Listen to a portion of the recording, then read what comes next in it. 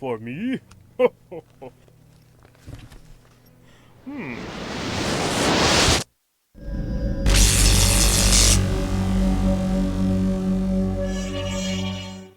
Hello, you. Advocate here to take you on a Christmas nostalgia trip with the 4th issue of PlayStation Underground. Released in December 1997, these 2 discs seem packed with all kinds of demos, videos, and other goodies. Let's take a look at what Santa left for us under the proverbial Christmas tree.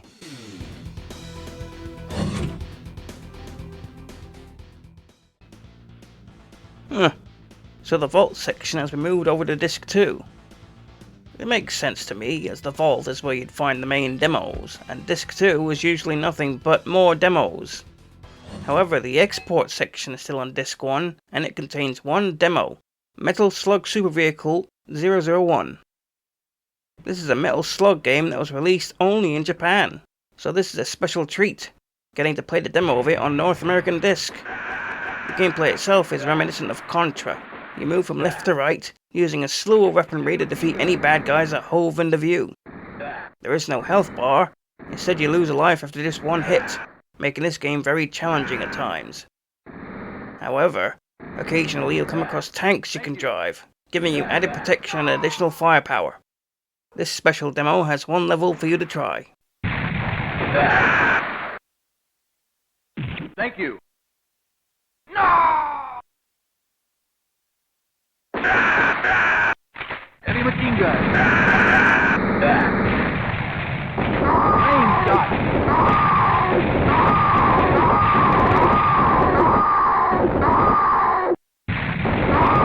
Thank you. Heavy machine gun.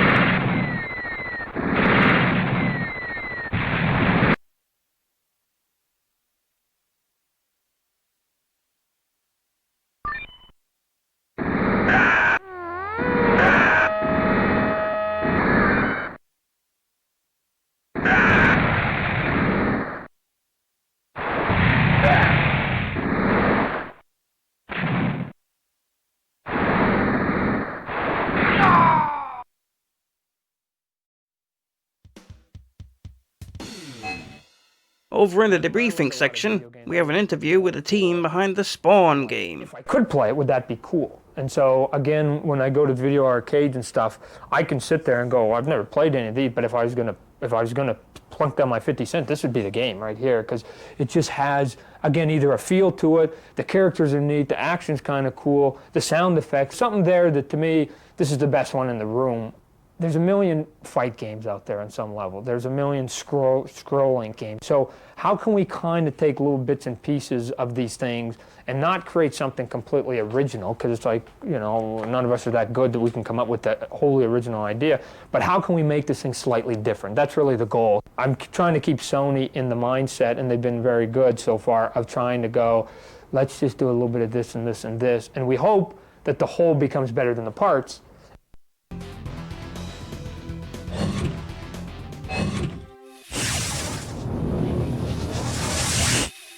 For behind the scenes, we take a look at how Crash Bandicoot 2 was made.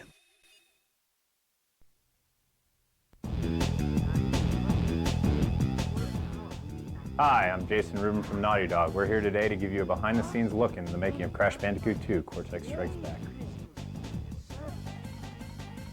Crash Bandicoot 2 has very refined gameplay. We took the response we got from players of Crash 1 and the knowledge we gained in creating the first product and sharpened the focus of gameplay in the sequel. Well. If it isn't Crash Bandicoot, welcome. Instead of a linear map, Crash 2's levels are accessed through a workroom, allowing players to choose which levels he or she would like to attempt next. The levels are larger, with more branches, and they allow greater freedom of movement and camera control. There are far more secret areas, with over 1/3 of the game off the main path.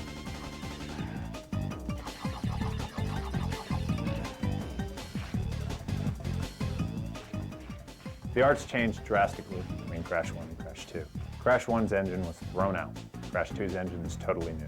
It allows us to have more polygons in the background, more frames of animation in Crash, more detailed environments, and the ability to do neat environmental effect things that bring the viewer in, bring the player in, and make them feel like they're in a real environment. It has procedural rain, which is actual 3D raindrops that come through the environment. When the camera looks down, the rain actually moves as if it's in 3D, and you're looking at a down angle with the rain.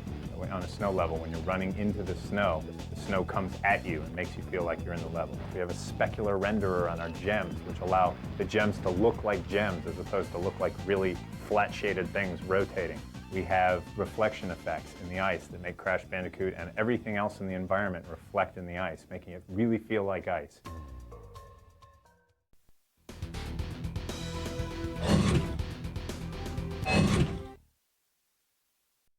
The Event Center section gives us another 2 videos, this time telling us about 1997's Comic-Con. Since it's the largest comic convention in the United States, every comic book publisher was represented.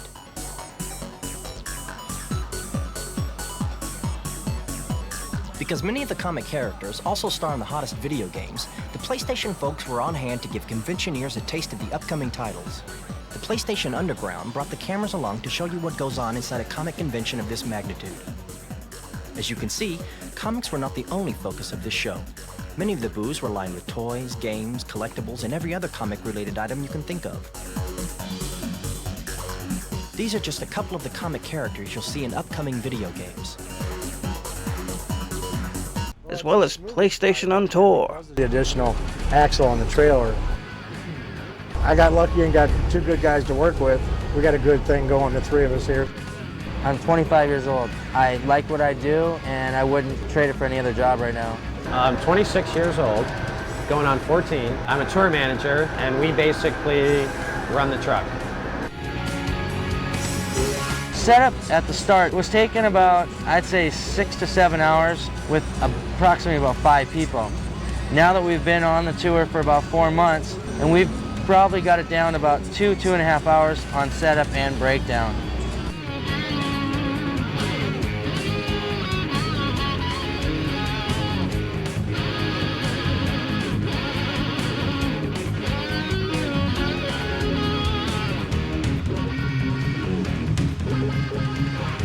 Well, the Sony PlayStation truck can hold 55 people at one time. There's 33 consoles in there that are the top games. There's about 12 to 13 unreleased games. Our featured game today is Kart World Series. This Kart World Series is not yet on the market. This truck has just about everything that your living room would have. We have nice recliner leather chairs. We do have a big screen TV, which is an 8-foot video wall that we run championship games on it.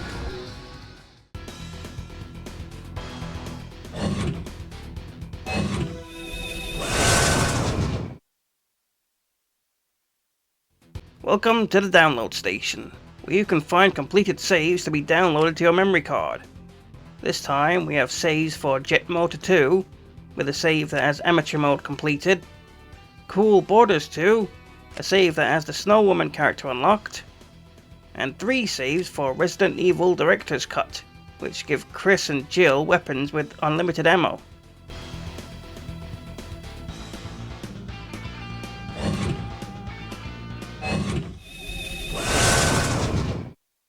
Next in the research and development section, we get 2 more Net Eurozzy games.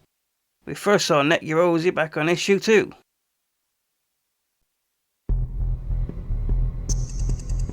The first Net Eurozzy game is called Gascar vs. Gascar.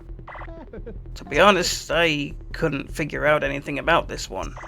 It's 2-player only, and you apparently collect these colourful ball things, but don't touch the electrified thing in the middle or you take damage.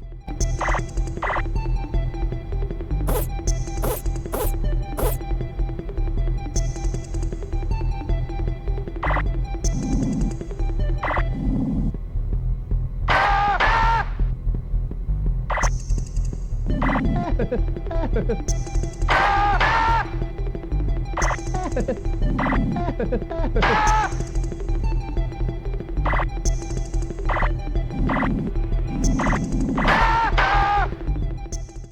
second Net Heroes game is called Super Mansion. You move about a mansion, collecting various items to solve puzzles and find keys to unlock doors. Sounds pretty cool, right? Especially for a free full indie game. Only thing is, nearly all of the text is in Japanese. So that slowed me down. Still, it could be interesting if it was translated.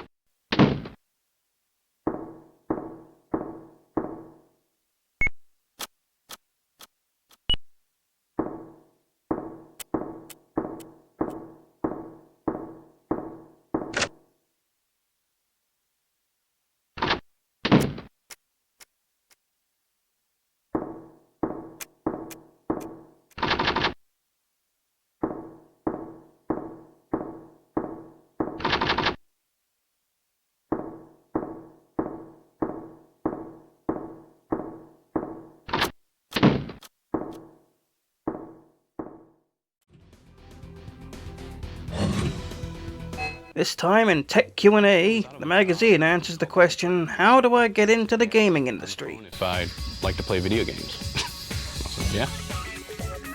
They did a phone interview, and I came in for a training for a week, and passed the training and started in consumer service.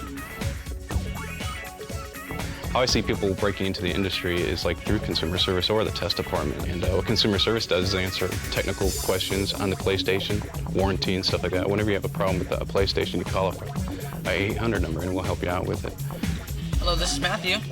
I actually started as a tester, and so I knew people who worked here at Sony, and I heard that there was openings here in consumer service. I'm a senior tip writer. Basically what I do is I write tips, hints, strategies, whatever for Sony published games. I started out working some customer service, and from there I went into their test department after about a year. I don't think a sane person would do this. A tester's responsibility is to basically test the functionality of a game. For example, a product like Crash Bandicoot, their responsibility is to die at every location, test all the TNT crates for dying, test all collision, all the walls, barriers, get to the end of the level, collect all the little goodies, secrets, hints, stuff like that. So basically, they need to check everything. I mean, it's not just play it. Play it is something other than test.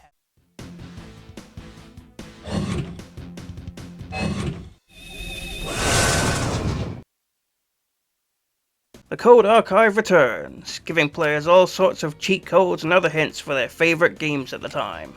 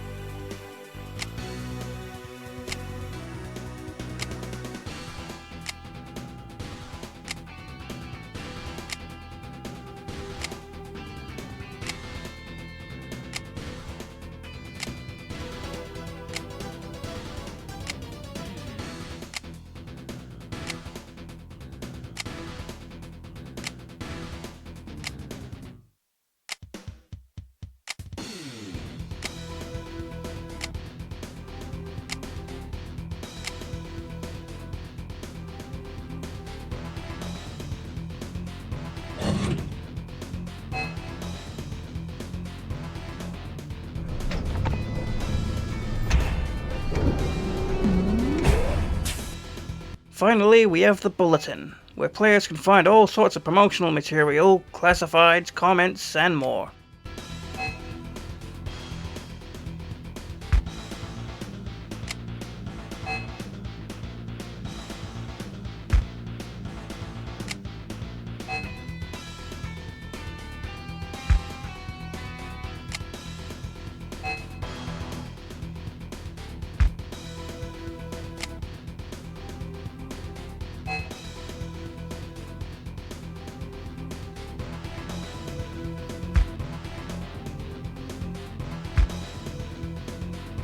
Hold on though, we still have Disc 2 to take a look at.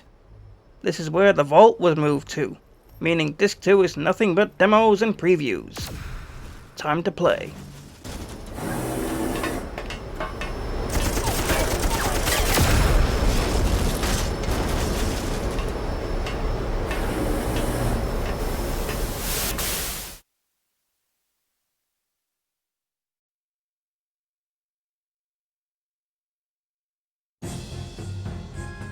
Begin! Cardinal Syn, yet another one-on-one fighting game for the PlayStation. The theme for this one seems to be dark fantasy. The big gimmick for this game is you can move around the arena and collect power-ups from chests. Plot is kind of interesting, involving clans fighting each other for control of a book that is supposed to bring peace, ironically, but reviews at release didn't really care for this game. The demo gives you 2 characters to play as for a couple of rounds.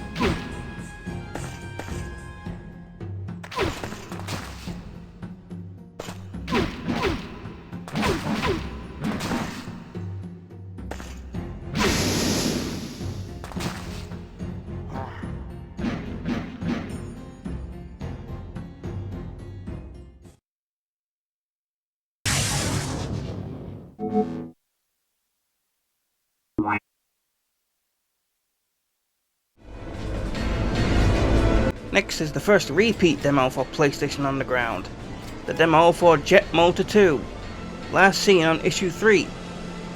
It is the same demo, so my thoughts on it have not changed. Take a look at my previous video for the full review of this demo.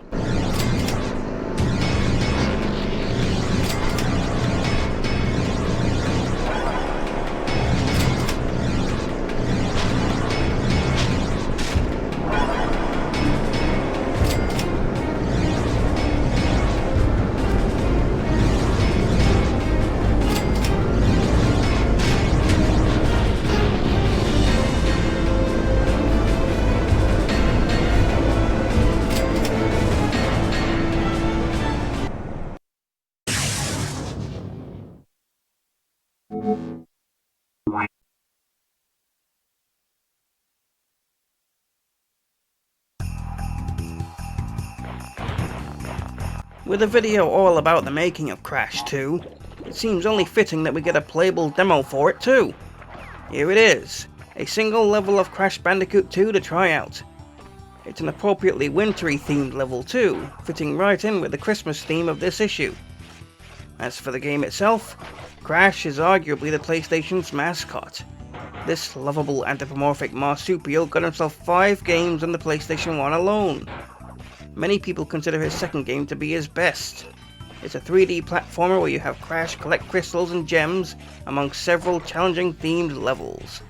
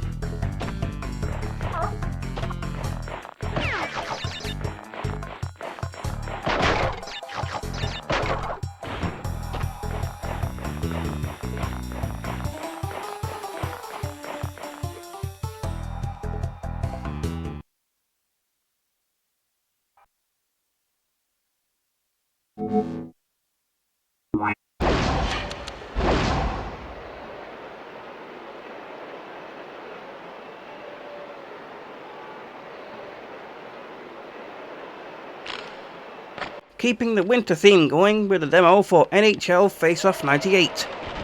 For those of you who really enjoy your hockey. Reviews at release were all over the place.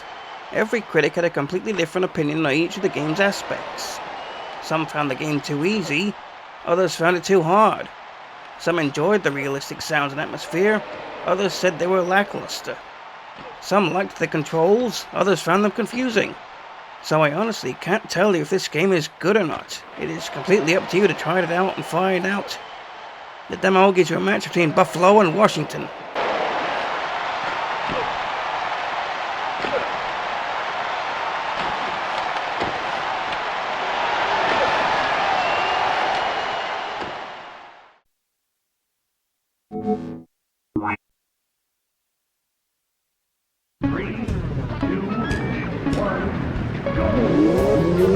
Take up motorbike racing in the demo for Moto Racer. For when Jet Moto is a bit too sci-fi for you. Race a motorbike on 10 different courses, with the option of racing against a friend in split screen mode. You'll be racing on streets and on dirt, so you'd better get used to the different handling of street bikes and motocross bikes.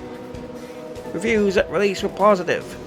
Critics praised the graphics and sense of speed, and the requirement of reflexes this induced. The demo has a single track for you to race on.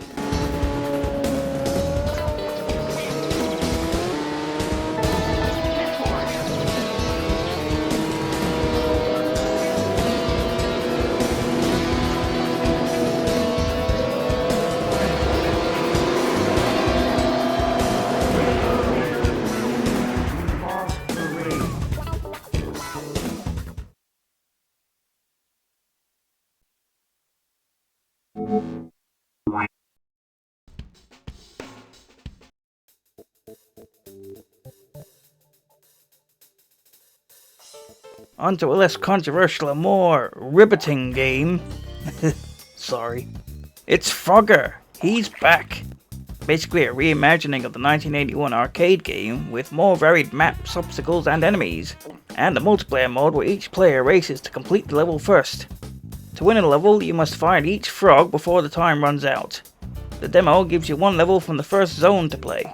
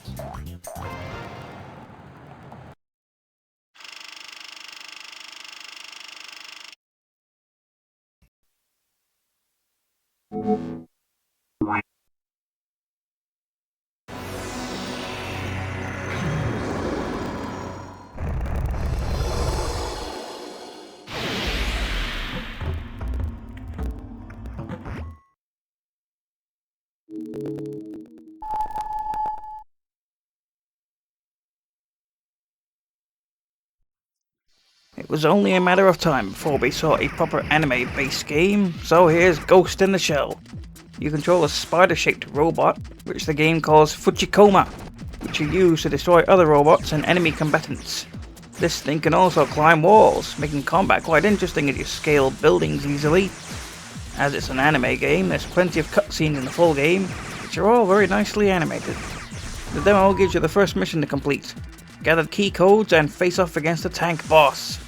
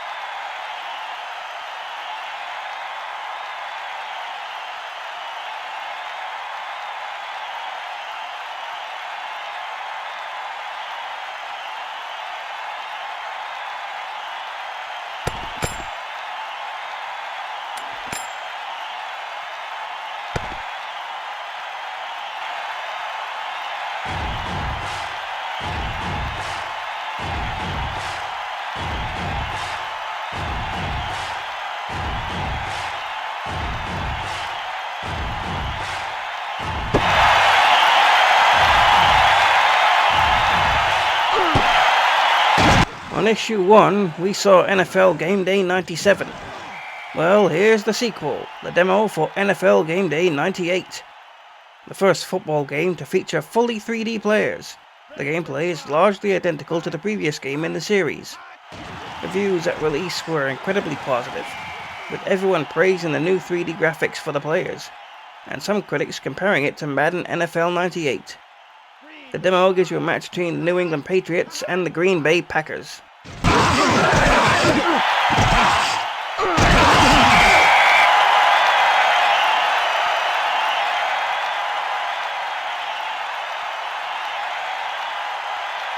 Blue 47.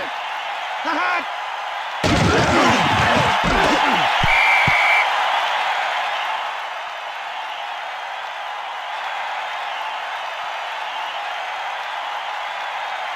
Green 47. Hot.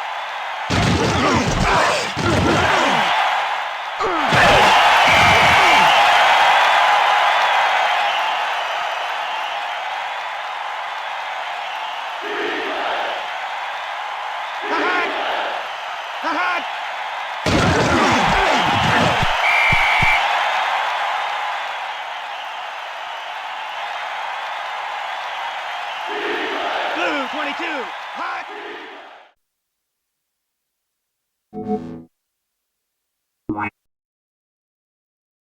Here's the demo you've been waiting for, Tomb Raider 2. With identical gameplay to the original, you play as Lara Croft again as she searches for the Dagger of Xion. So you must guide her through several sprawling levels filled with tricks and traps and things to shoot. The gameplay is fairly slow-paced, and the controls take some time getting used to, but exploring these levels and solving the puzzles is a lot of fun. The demo gives you the entire Great Wall of China level.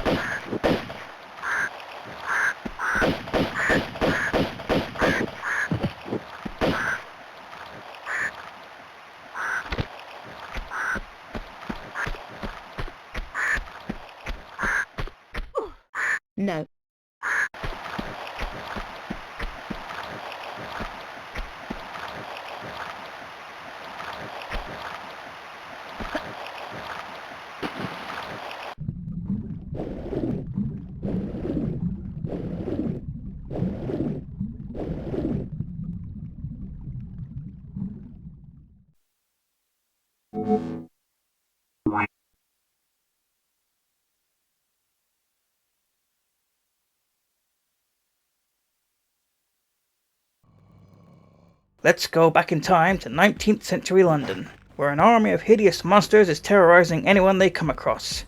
Sounds like a Chelsea match, but in this case, they're actually nightmare creatures. These creatures have been inadvertently caused by a cult of devil worshippers wanting to create super mutants, but going a bit too far with it.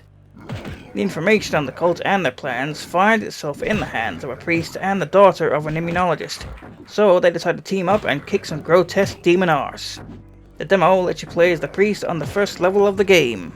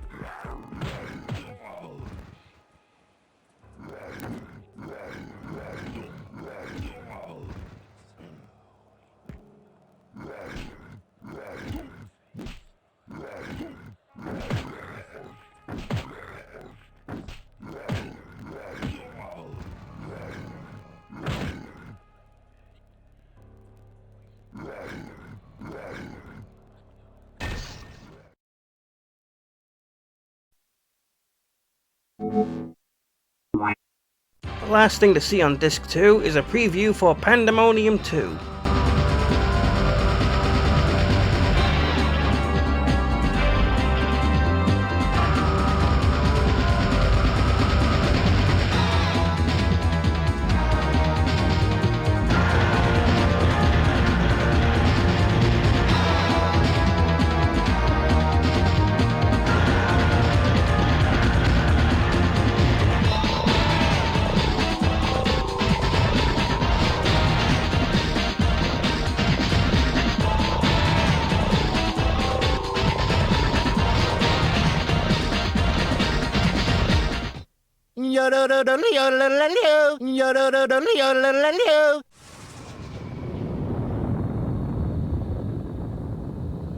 We're at the end of issue 4, and what a stocking stuffer it has been. Loads of great demos, videos and other goodies for the end of 1997. Of course, this isn't actually everything to be found on here. There's still some hidden secrets to be found, by inputting special cheat codes at the right moments. But that's for another time. Subscribe if you want to see more PlayStation Underground coverage, and check out my channel for a playlist where I cover all of the UK magazine's demo discs. Take a look in the description for an invite link to our Discord, if you're interested in chatting with me and other PlayStation enthusiasts. As always, I'm the Advocate, and I'd have been very happy indeed if I had found this under my tree in 1997.